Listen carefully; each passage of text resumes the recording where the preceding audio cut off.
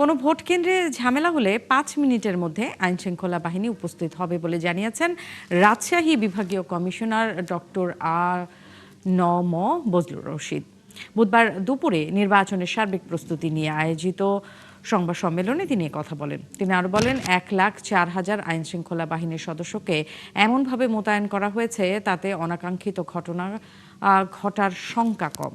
এছাড়া ভোটারদের নিরাপত্তা ও ভোট কেন্দ্রের স্বচ্ছতা নিশ্চিত করতে ৫,২৬৬টি কেন্দ্রে সিসিটিভি এবং বডি অন ক্যামেরা বসানো হয়েছে।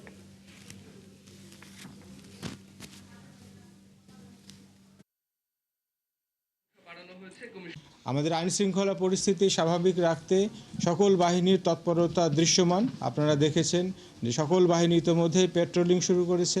আমাদের সেনাবাহিনী মাঠ পর্যায়ে ইতিমধ্যে ডিপ্লয়েড হয়েছেন এবং বিজিবি ডিপ্লয়েড হয়েছে এবং ইতিমধ্যে আমাদের র্যাব এবং আমাদের পুলিশ বাহিনী সহ আনসার আগে থেকেই মাঠ পর্যায়ে তারা পেট্রোলিং শুরু করেছেন।